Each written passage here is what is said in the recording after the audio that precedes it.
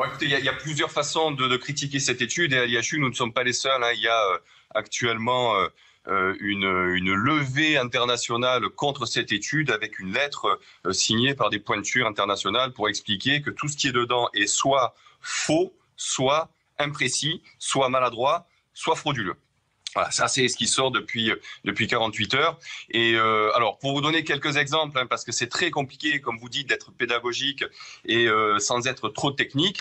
C'est une étude qui a été écrite par un chirurgien cardiaque et un directeur de société de gestion de big data.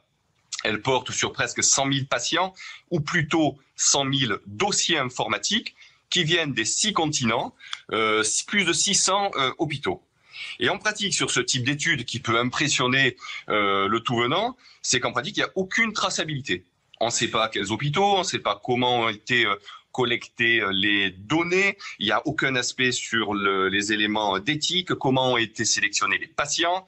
Et puis, on a des taux impressionnants de mortalité, de complications qui sont inexplicables parce qu'on ne peut pas comparer les groupes. C'est assez étonnant aussi quand on regarde d'un continent à l'autre. Il y a des choses qui ne sont tout simplement pas possibles. C'est qu'ils rapportent, par exemple, autant de fumeurs en Afrique qu'en Asie, qu'en Europe, autant de diabétiques. Tout ça n'est pas possible quand on compare aux données de santé publique internationales. Voilà, ce sont des méthodes statistiques qui sont pas adaptées quand on compare des groupes. Et puis il y a quelque chose qui va vous parler, c'est l'exemple de l'Australie et les Australiens se sont exprimés.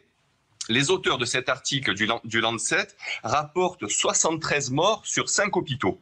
À l'époque où ils ont fait l'étude, dans toute l'Australie, pas juste sur ces 5 hôpitaux, il y avait 67 morts uniquement. Le plus grand hôpital d'Australie, qui avait malheureusement 30% des morts d'Australie, a dit « Écoutez, nous, on n'a jamais donné nos données ». Le deuxième plus grand hôpital d'Australie, qui avait malheureusement 20% des morts d'Australie, a dit « Moi, je n'ai jamais entendu parler de cette étude ». Alors il y a eu, bien sûr, ils ont écrit aux auteurs, ils ont écrit au Lancet, et les auteurs ont dit « Ah bon, pardon, oui, c'est vrai, on s'est trompé, c'était pas un hôpital australien sur les 5, c'était un hôpital qui était en Asie. » Donc, l'imprécision, et il y en a d'autres, l'imprécision, les données sur l'Afrique, il y a une lettre actuellement de médecins, de chercheurs africains, asiatiques qui disent mais d'où viennent ces données? Nous les avons. Ça ne correspond pas à la situation en Afrique, ça ne correspond pas à la situation en Asie. On a compris, effectivement, que vous contestez ça. Alors c'est vrai que vous avez raison, c'est qu'au départ, tout le monde a dit The Lancet, avec la crédibilité du Lancet, et puis plus les jours passent, plus effectivement on s'aperçoit qu'elle est étonnante cette étude. C'est par exemple Philippe Frogel, qui est professeur au CHU de Lille, qui dit ce matin, j'ai d'abord beaucoup hésité à réagir parce que je ne veux pas qu'on dise que je suis pro-Raoult. Ce qui est d'ailleurs formidable comme réaction. C'est-à-dire que tu te fais insulter si tu es pro-Raoult, même dans la communauté scientifique. Je trouve ça absolument formidable. Raoult insulte tous les anti-Raoult. Non, il n'insulte pas. Ah non. Il peut exprimer. Je peux vous donner les citations si vous voulez. Donc le professeur Frogel dit on ne peut rien dire, on est forcément soit pro soit anti. L'article de The Lancet pose de gros problèmes, les données sont bizarres, pas fiables, ce papier est une merde. Pardonnez-moi, en grande partie fabriqué par une firme inconnue qui vous laisse faire de la pub. Lancet, c'est le tabloïd de la presse médicale. Ils font le buzz avec des données fake. La science, c'est pas ça. Sauf qu'Olivier Véran a sauté à pieds joints sur The Lancet. Si je suis venu, c'est notamment pour vous parler de la presse scientifique qui est devenue une presse d'opinion. Il y a des raisons ça peut vous intéresser parce que je pense que vous restez journaliste et donc je vais vous donner deux trois éléments. L'étude du Lancet n'est pas la seule. Il y a des études dans le British Medical Journal, ce sont des journaux prestigieux ce mois-ci qui, lorsqu'une étude chinoise a travaillé sur l'hydroxychloroquine, l'éditeur avait demandé à enlever tous les résultats favorables à l'hydroxychloroquine. Deuxième exemple et dernier.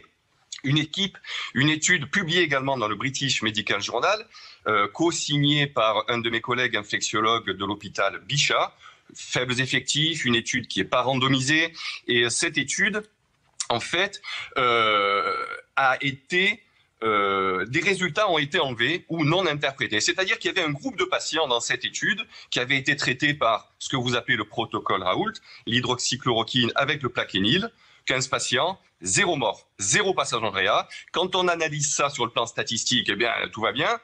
Et on nous dit dans cet article, ah mais finalement c'était pas l'objectif, dont on n'en parle pas. Alors je me suis dit, tiens, c'est pas possible. J'ai regardé. Il faut lire les articles, pas juste le titre, pas lire le résumé, mais lire les articles. Il y avait pourtant dans ces articles un éminent épidémiologiste. Alors je suis tombé par terre, qui aurait pu analyser ça. Et cet éminent épidémiologiste, quand j'ai regardé, il se trouve que c'était le médecin qui avait été mandaté par les laboratoires Servier dans le cadre de la prise en compte de l'étude Frachon dans ce qu'on appelle l'affaire du Mediator. C'est un rapport de l'IGAS de 2011. Ça n'a rien à voir. Ça n'a rien à voir. Mais vous feriez mieux, plutôt que d'aller sur les ragots, Monsieur Geoffrin, regardez les études scientifiques, regardez qui signe. Est-ce que les auteurs, comme mon collègue infectiologue et bien d'autres, rapportent leur conflit d'intérêts, c'est-à-dire l'argent qu'ils ont reçu des laboratoires? C'est légal, attention, c'est légal, mais ça peut biaiser leur façon d'écrire des articles scientifiques ou leur façon de conseiller les politiques. L'étude Lancet, c'est elle qui a déclenché le tsunami. Oui. Elle a arrêté avec l'OMS l'hydroxychloroquine et Olivier Véran a fait la même chose. Or, cette étude, et c'est dans votre check news, je le répète, elle ne renseigne pas sur l'intérêt d'une administration plus précoce du traitement. Or, précisément, c'est ce que Didier Raoult propose. Donc, t'as pas besoin d'avoir fait médecine pour comprendre que y a quelque chose qui ne va pas. Philippe Parola, votre interprétation.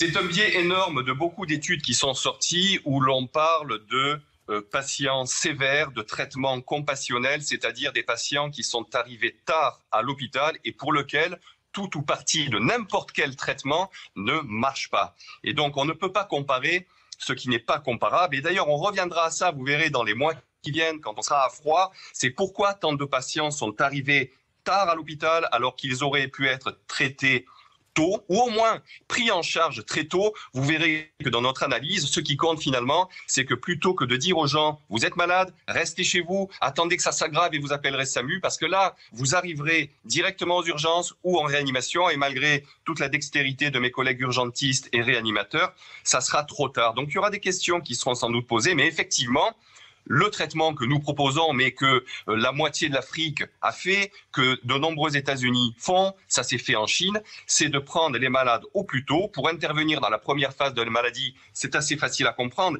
Il y a une première phase où il y a le virus, et donc il faut tuer le virus avec des médicaments dont on sait qu'ils tuent le virus au laboratoire, dont on sait dans les premiers résultats qu'ils diminuaient le portage du virus. Et ensuite, il y a une deuxième phase, qui est une phase où malheureusement il est trop tard, il y a des embolies pulmonaires, on manque d'oxygène, le système immunitaire s'emballe, et d'ailleurs l'hydroxychloroquine et peut-être d'autres médicaments peuvent agir à ce niveau également. Donc ensuite, il ne faut pas faire de raccourcis, il faut comparer ce qui est comparable. Mais ce que je peux vous dire, quand je parlais de presse d'opinion par rapport à la presse scientifique et de journalisme people par rapport à des journalismes d'investigation, c'est que nos articles, ou les articles qui vont dans ce sens, on pourra y revenir sur le pourquoi, ont du mal à passer dans les grands journaux. Et ça, il y a des raisons.